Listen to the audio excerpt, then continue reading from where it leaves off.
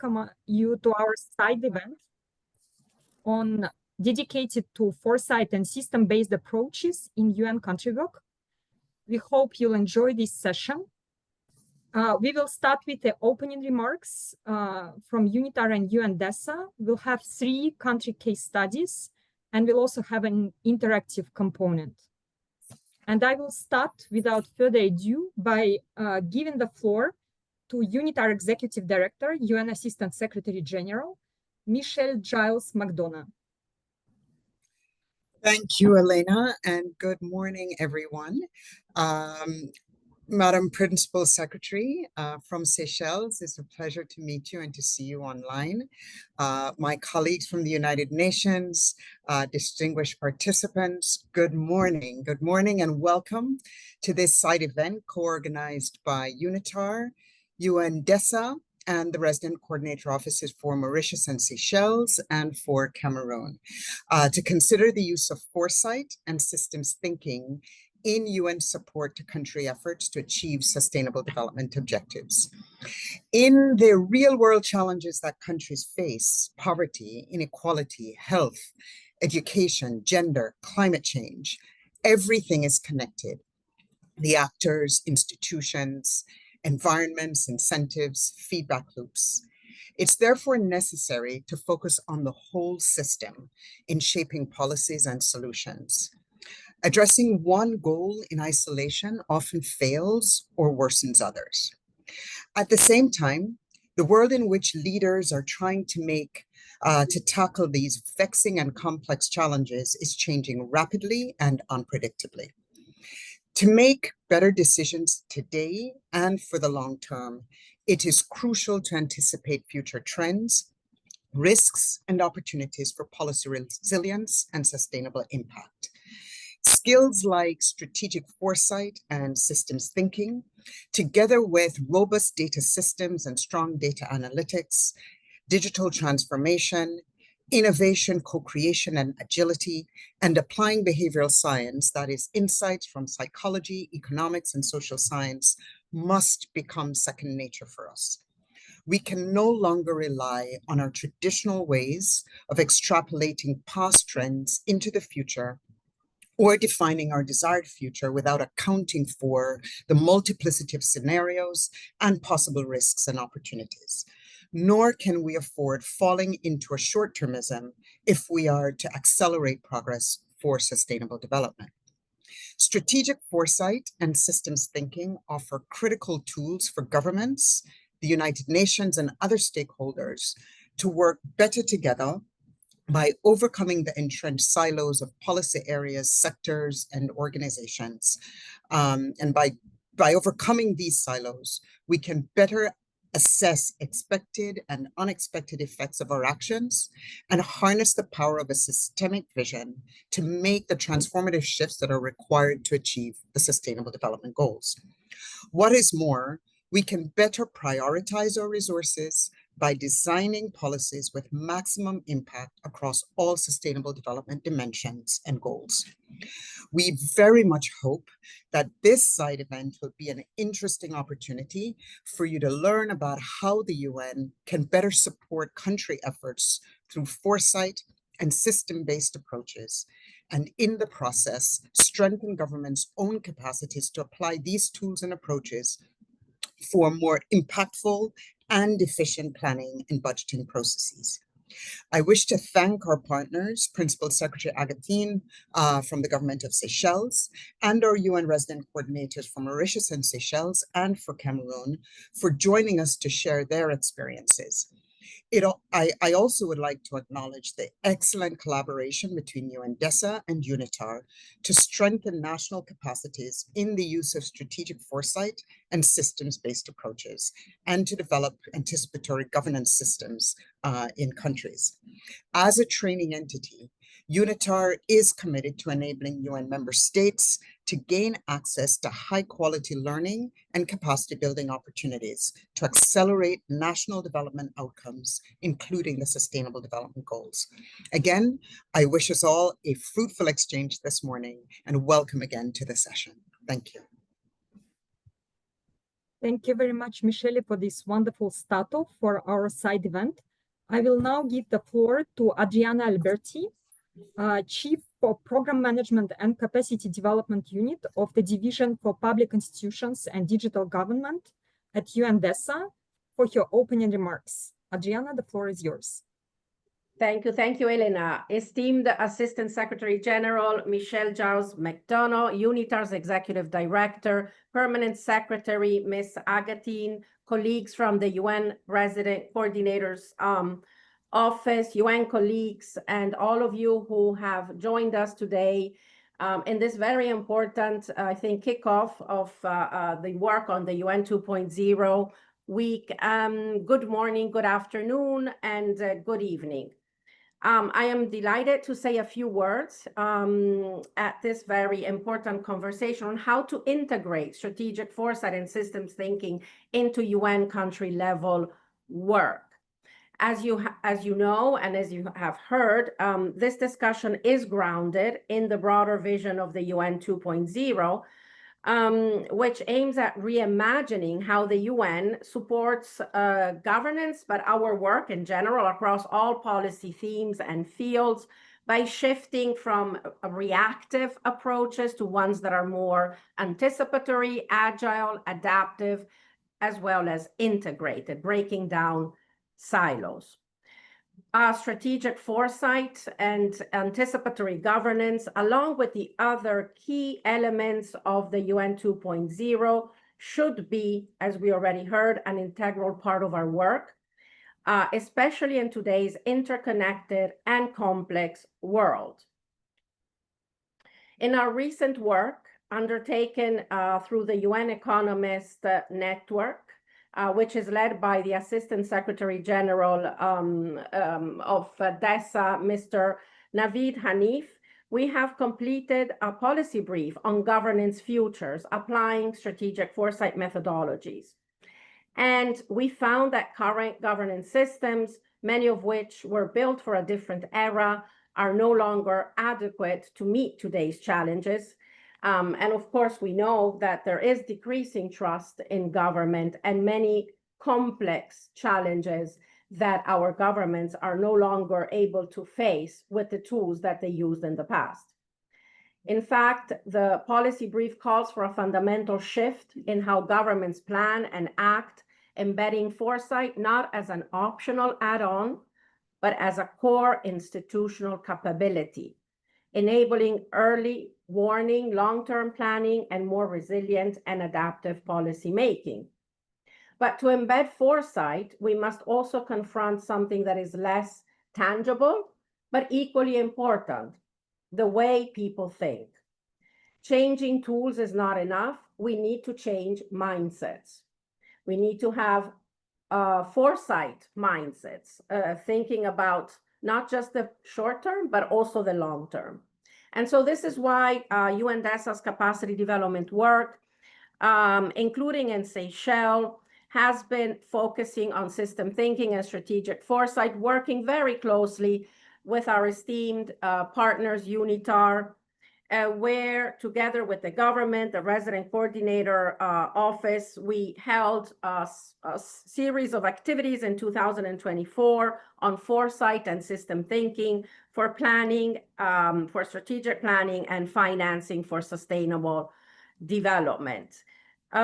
We have also been providing support to RCOs or contributing to trainings to RCOs in Mauritius, as well as contributed to the development, together with the UN Futures Lab, of artificial intelligence digital tool, which will encompass all of the information on strategic foresight from across the UN system in one knowledge database. And we hope to launch that soon. So we are also, of course, expanding continuously access to learning opportunities.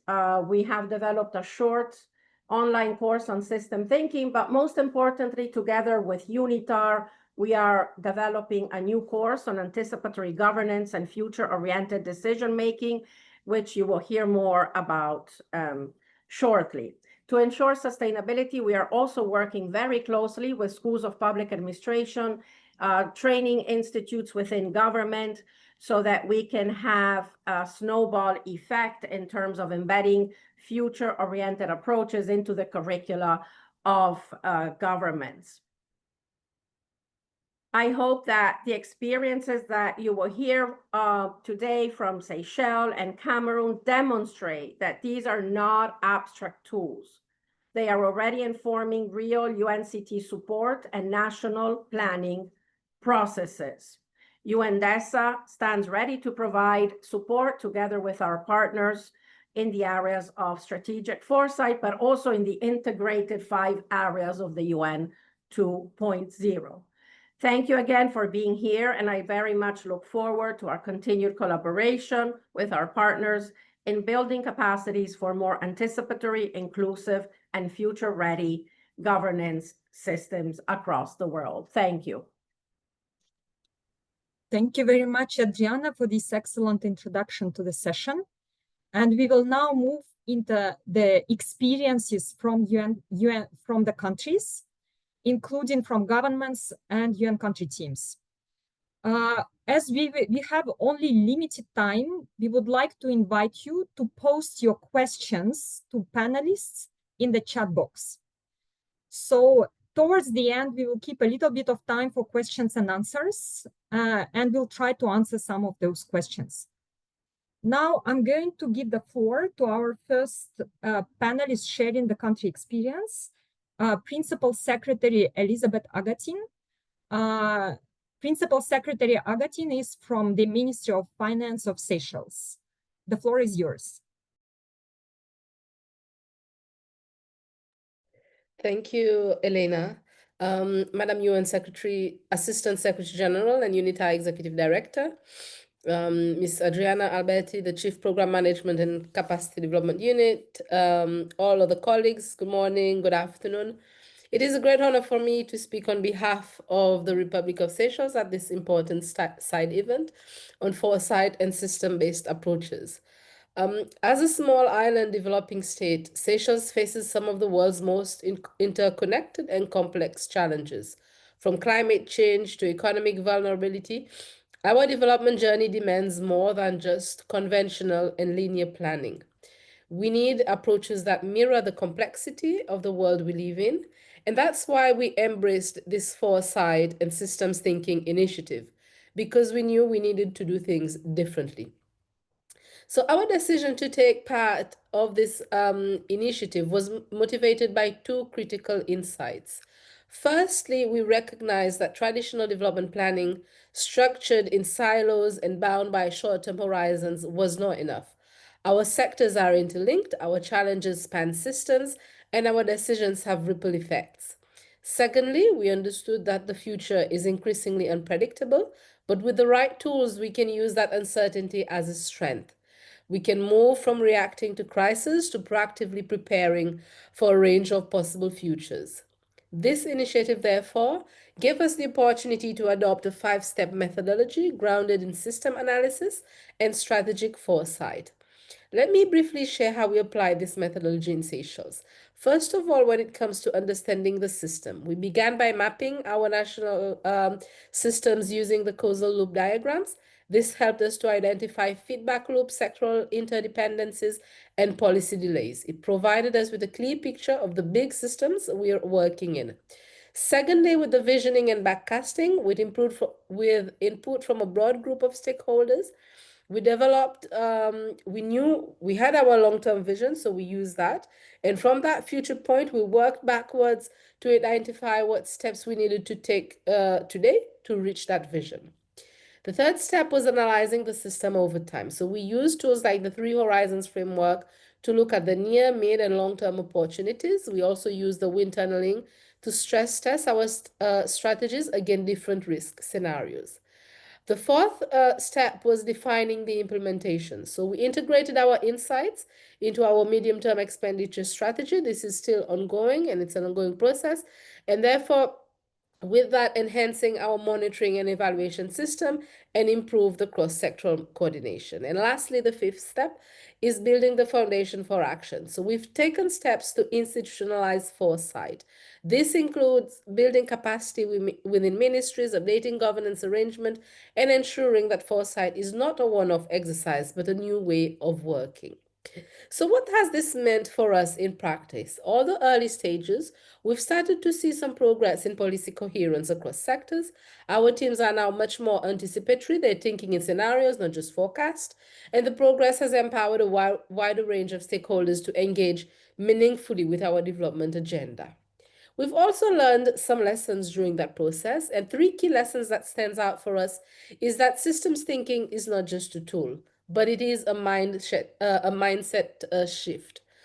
Secondly, foresight must be embedded institutionally if it's to be sustainable. And then thirdly, co-creation matters. So broad, inclusive participations build ownership and resilience. So what value do all of this have for Seychelles? What do we see? For us, we see that it brings about resilience. It will enable us to be better prepared to face shocks and surprises as we move forward.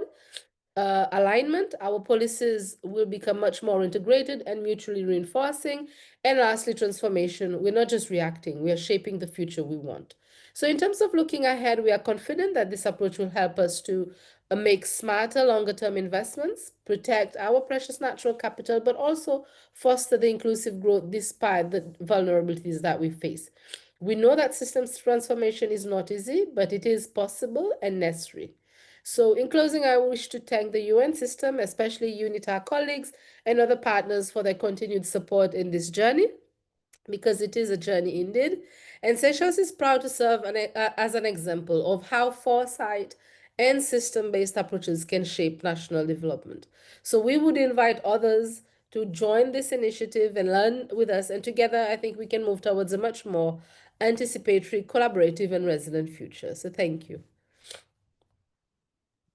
Thank you very much, Principal Secretary Agatin, for sharing your experience and also highlighting the support from the UN country team. We are now going to give the floor to resident coordinator for Seychelles and Mauritius, Lisa Singh, who will share the perspective from the UN side on this work. Lisa, the floor is yours.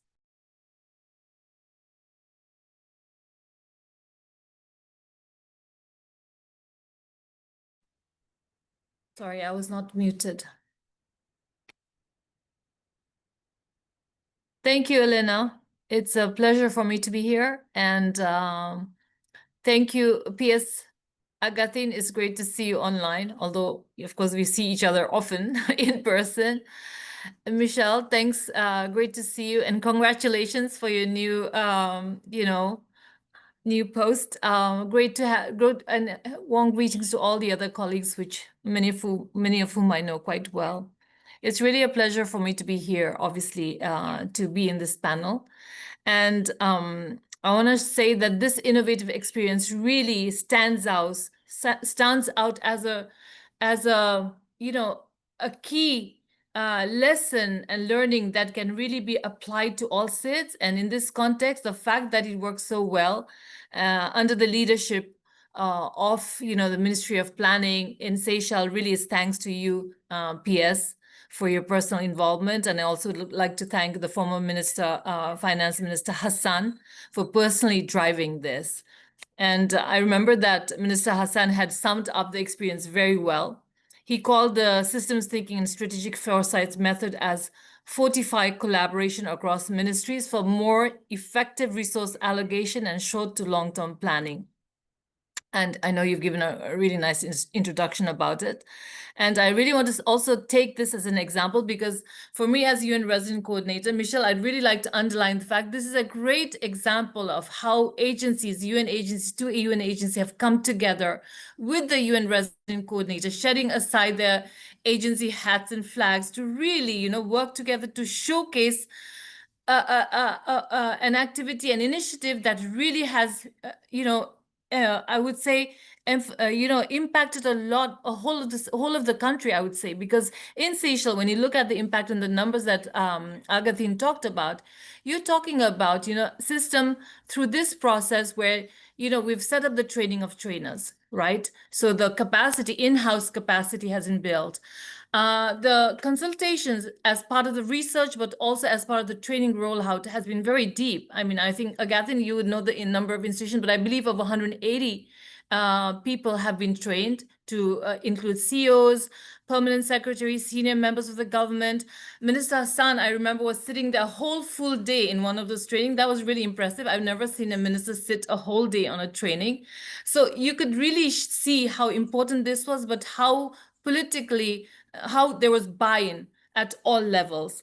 So I would like to just emphasize this part. And I know there's an ambition on the part of Seychelles government to really not to hit greater numbers, because they want to train, the all those, the mid-level as well as the other state-owned enterprises as well, and this is going to be rolled out to the private sector partners as well, at least this from the UN side. So I think there is really a good possibility of having greater impact going beyond what has been achieved.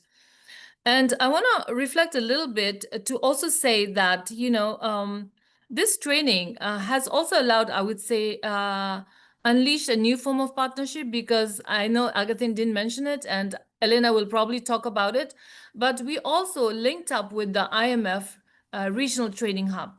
The Afritac Regional Training Hub is based in Mauritius, and they have they train a lot of the central bankers all over Africa, and Ministry of Finance people and all these technical senior people who actually work on planning. So there was an occasion where we were also able to mobilize, the trained trainers from Seychelles to come here to Mauritius and, roll out one of the trainings. So I think there's a possibility to also scale this up to really strengthen the peer-to-peer learning, peer-to-peer training, but peer-to-peer capacity building as well. So I want to really congratulate the government of Seychelles and the UNITAR and UNDESA for setting this really substantive capacity in place. And another issue that I would like to also flag here is that, as Agathine said, this kind of methodologies obviously, enables ministries and departments to think beyond their own sector, think systems, think integrated, and it also allows them, and unexpectedly, I have to say, to think about the unexpected effects of their policies, which often involve impact on the other sector, and interestingly, impacts for their own sector in the longer run through feedback loops. And I think this is a very interesting learning from this training, to think, well, what are the actions I do now? How it could resonate, then how it could actually then come back to me through the feedback loop. So it allows them to look vertically, horizontally, but also forward and backwards. So I think that's a really great, interesting learning. And obviously, this enables MDAs to jointly prioritize areas for action and investment based on the impact potential, and particularly for Seychelles, a more climate smart, climate resilient development.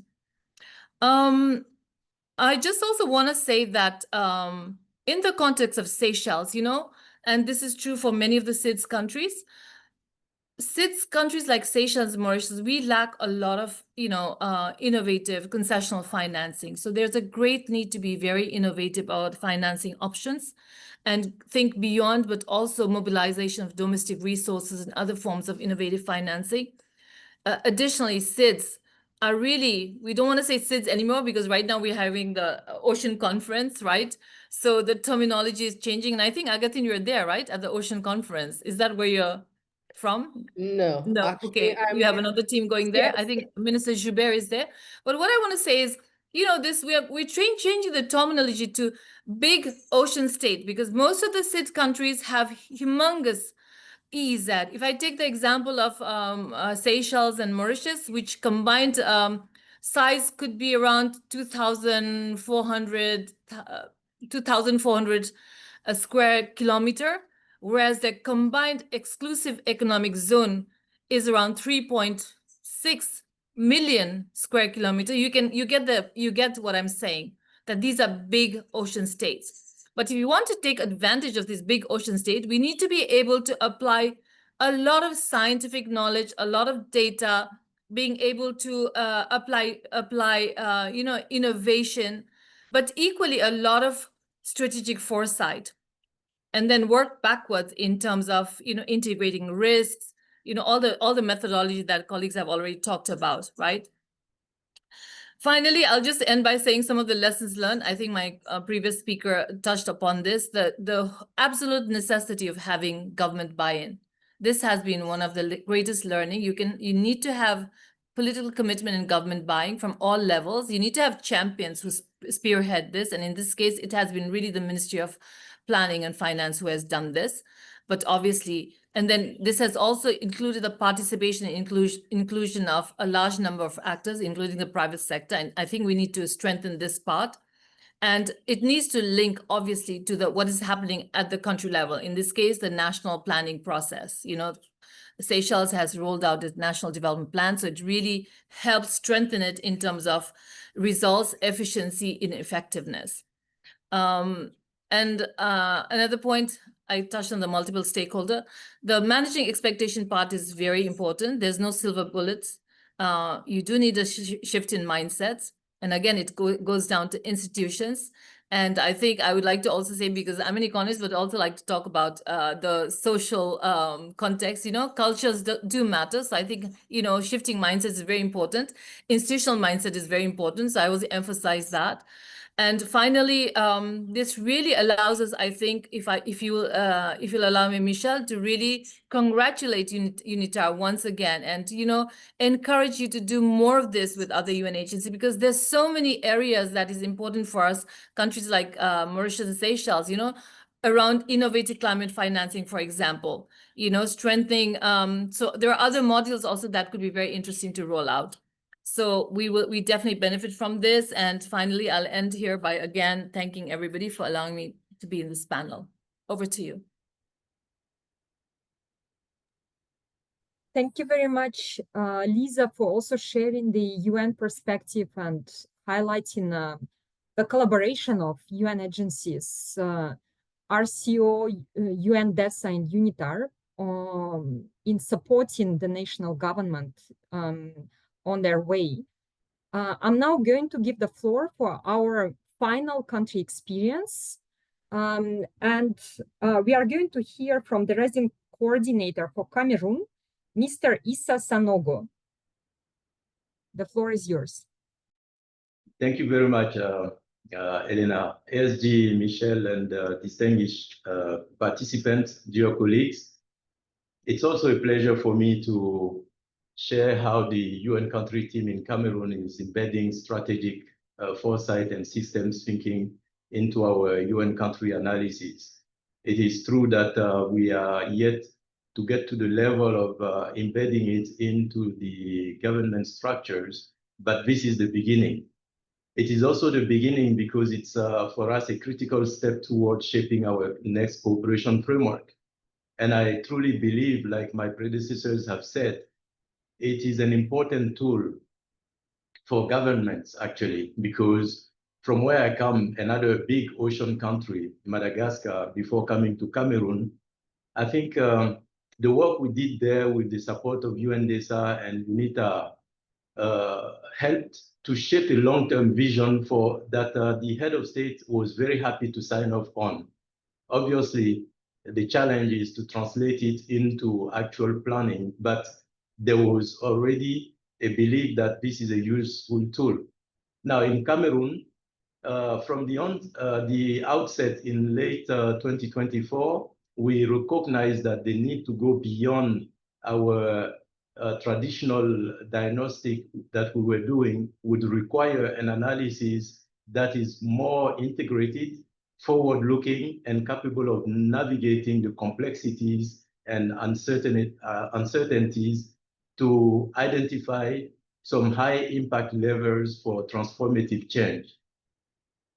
So aligned with the updated UN country analysis guidelines, we adopted a systems approach to not only deepen our analysis, but also to build durable joint capacity.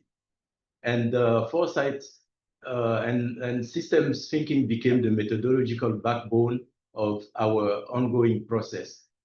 To operationalize it, we invested in capacity building across the UN country team because this capacity was not there before. And I want to thank the support we got from UNITAR, because UNITAR did come in not only to help us shape the content, but also trained and mentored some of our colleagues, but also the external participants. And that training enabled immediate application of the methods during the analysis process. Importantly, we extended this effort to national counterparts, such as the government, the academia, the civil society, and the private sector. For instance, the Islamic Development Bank and the European Union were actively engaged throughout. This inclusive participatory approach reflects the spirit of both Foresight and systems thinking and responds to the call for broader stakeholder engagement. Now, together with the exercise, we could co-develop, like my colleagues already said, a detailed causal loop diagram to visualize the interlinked challenges facing Cameroon, such as agricultural productivity, value chains, industrialization, employment, access to services, and human capital. But all of this connected to conflict, governance, and environmental stress, because in Cameroon, we can't do the visioning without taking into account some of those issues that are making the country a complex context. This participatory modeling exercise fostered reflection and challenged our linear thinking, and it helped us to surface some hidden assumptions and the power dynamics that are in play. In many ways, the process itself was as valuable as the product because it helps to build ownership and also share purpose. From the systems map, we identified 7 transformational pathways and leverage points. I think these areas are presented just on the screen, so I'm not going to repeat them. But the focus was really on actions that can catalyze the wider systemic change. We then applied the strategic foresight to exploring the plausible future scenarios, testing the resilience of the pathways in the face of trends like climate change and declining development finance. One scenario that I want to relate to is to imagine the future of a woman that we named, obviously, from a local name, Mrs. Antangana, in 2045, living the compounded effects of climate and aid disruption. This narrative made the stakes more tangible, especially for those less familiar with abstract system maps. This integrated and anticipatory approach helped us transcend individual SDGs and begin drafting our UN country analysis with greater strategic clarity. This week, our core team is now working on finalizing the draft report at a retreat, and it is organized around the key pathways and leverage points, complemented by stakeholder and scenario analysis. This insight will directly inform our next cooperation framework, enabling us to prioritize high-impact enabling actions to advance the national priorities. Let me close with a few lessons like my predecessors did. I think I heard mindset shift. I would say the first lesson we had is that mindset shifts can happen quickly, but having the skills take more time. What we observe is that there was an initial interest, and that interest was very high, but to sustain the interest, we had to sustain mentoring for a meaningful application. The second experience is continuity, and I think continuity matters. Not all the team members were consistently engaged, not because they are not interested, but the tool itself needs to be absorbed. And that required extra effort to integrate missing dimensions also, like environment and partnership. And I would say the third lesson is less is more. Leverage interventions that were challenging to identify, but they were essential. Systemic change often benefits non-prioritized areas indirectly, and that was one of the benefits. Fourth, the clarity of purpose is vital. I think a shared objective, tackling persistent poverty, needed upfront, clearer framing. And lastly, fifth, stakeholder engagement is enriching, but it is also very complex. Someone said co-creation, and I think co-creation added value and legitimacy to the approach, but it required careful facilitation to manage sensitive issues because the stakeholders don't have the same interests when they come together. And that management needed to be done so that we can maintain analytical focus.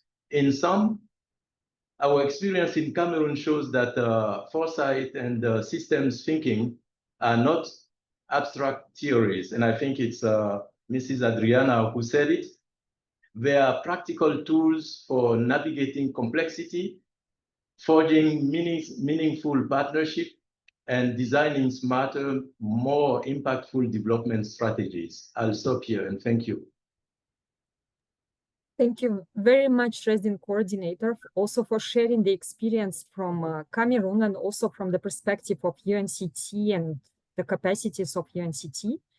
I'm now going to pass the moderation role to Senior Interregional Advisor from DPIDG UNDESA, Azima Adam, for the more interactive part of this side event.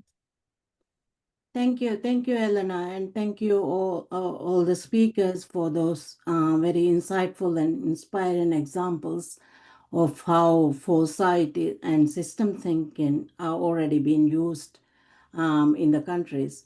So now we'd like to hear from you, all of you who have joined us in this side event. So you see the Mentimeter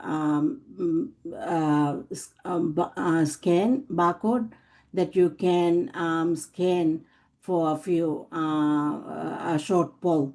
So if you would like to scan the barcode, I'll give you just a few seconds for you to do that. And your responses will help us better understand the level of demand, practical experience, and learning needs across different countries. So I think we are ready for question 1. So if you can answer the question, is there demand in your country or organization to strengthen foresight capacities? We see very high demand.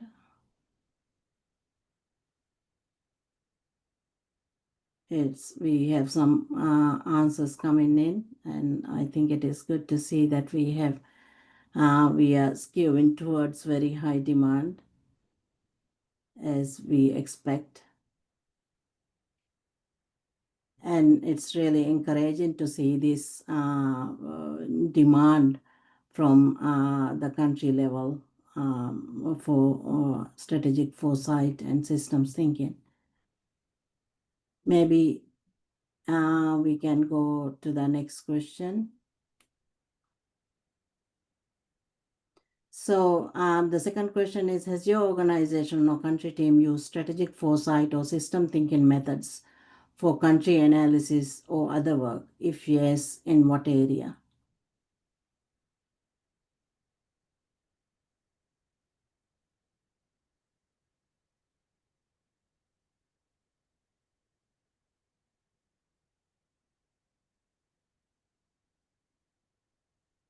We see no and yes, planning and budgeting, and more yeses to prepare for the UN CCA governance future work. And I think it is good to see even no's for us or unsure, because then it helps us to know where more outreach, awareness, and partnerships are really needed. So maybe we can, yes, finance and strategic planning. Maybe we can go to the third question. What would you expect in an e-learning course for it to be relevant for your work?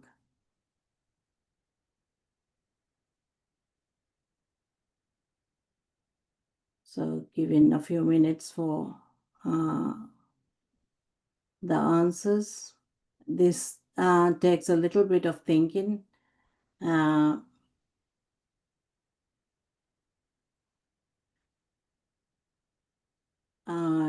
It shows tools. Be practical and no jargon. Cases of practical applications, definitions, theory, case studies, and practical hands-on exercises, which I think are very important. Again, case studies seems to be coming up, tools and theory. So we can really see that there is a lot of interest in e-learning courses, and as we develop them, these kind of feedback from you are quite important. So we see that again, more practical examples and more knowledge frameworks, e-learning to be practical and user-friendly, and these are the things that we consider. So once again, thank you very much for this very short poll. It's very useful for us. And as was seen in response to this growing demand for more practical tools and capacity building in this area, we are also, together with UNITAR, UNDESA, is also expanding access to learning opportunities. So as was mentioned before, together with UNITAR, we have developed a new course on anticipatory governance and future-oriented decision-making. So to tell you more about that, I'm happy to hand over to Elena Prodan from UNITAR. Elena, over to you. Thank you very much, Azima. So it's just a very small sneak peek for you. We will be launching this course in August. It's called Anticipatory Governance and Future-Oriented Decision-Making, and it focuses on the use of innovative methods from systems thinking and strategic foresight. The course was developed with the inputs from the advisory group. So we've really drawn on the experiences that we had by working with different countries. And what we've tried to do is to offer flexible learning opportunities for those who would just like to do some basic things. The first modules, module 0, 1, and 2, propose introductory learning. And then we also have more advanced learning with the with module 3 focusing on implementation. Another thing that we really try to do is that we started in module 1 by using storytelling and other techniques in addition to conceptual underpinnings to introduce systems thinking, strategic foresight, and also the importance of mindset change, in addition to the institutional change aspects.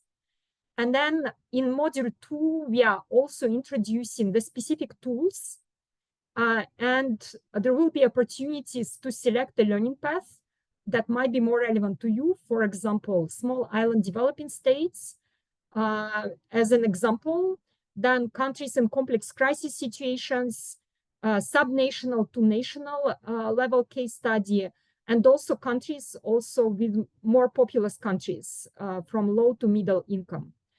And then in addition to practicing these tools by using very specific learning paths, the last module offers an opportunity to discuss challenges related to implementation. And here there is a wealth of case studies but also experts sharing their experiences. So we've been filming a range of videos with the experts, and we hope it will be a great resource for all of you. And we invite you to check it out when it will be launched in August. Thank you, Azim. Thank you, Elena. Now we open up for question and answers. In the interest of time, we don't see many questions. Maybe I can quickly pose a few questions to our esteemed speakers. Maybe I can start with PS Agatin. If you can keep it short to 1 minute. Could you just highlight what capacities or mindsets within the public service did you find most critical to strengthen the foresight work that you have been undertaking? Thank you.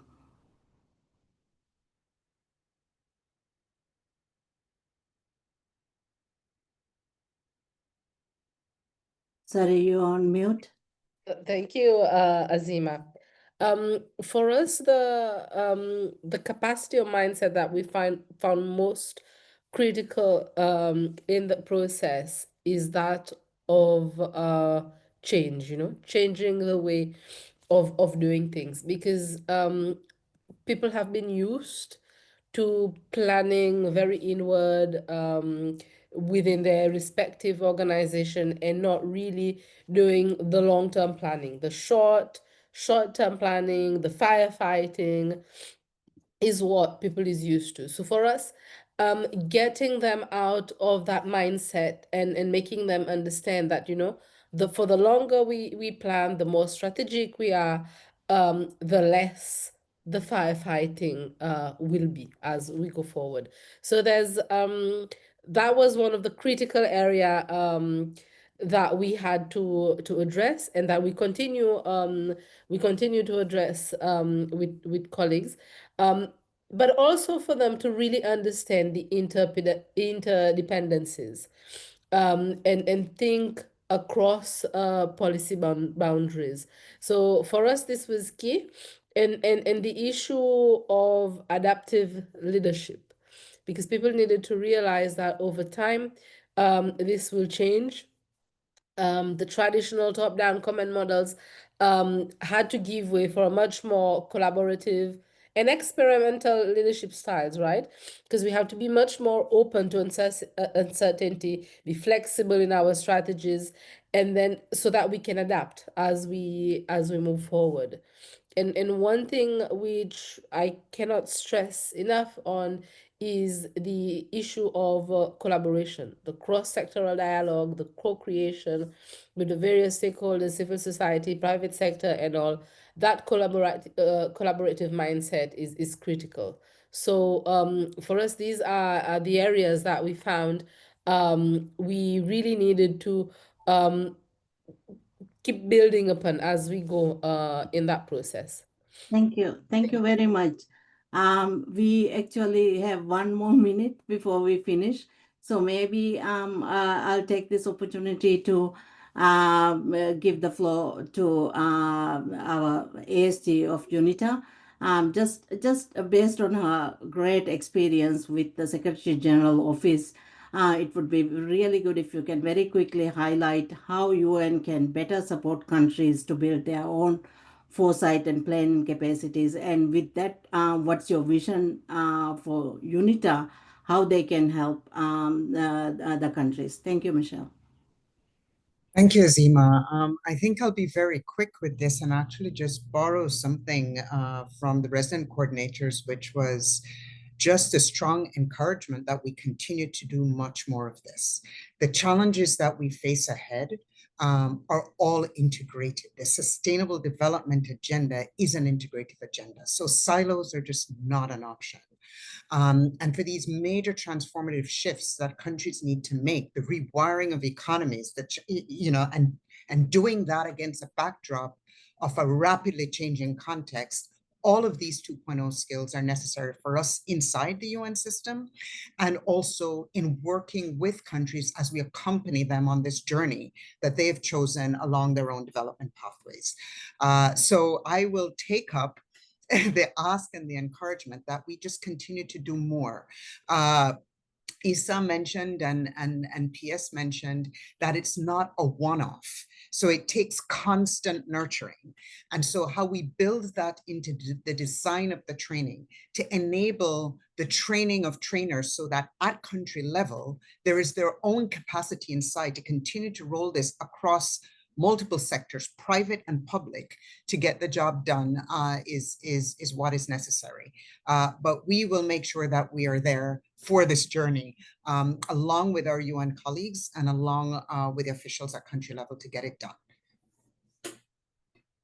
Thank you, Michelle. And I think everyone really appreciates that strong message coming from UNITAR of supporting the countries and building their capacity. And that's what we at UNDESA is also working towards, building capacity together with our partners. So unfortunately, we don't have any more time. So we have run out of time. So this brings us to the end of today's session. And I would like to thank all the esteemed panelists and all the participants for joining us in this side event. And we hope it has sparked some new ideas and possibilities for strengthening foresight and systems thinking in your own context. So thank you again for joining us, and wish you all a wonderful day wherever you are in the world. Thank you.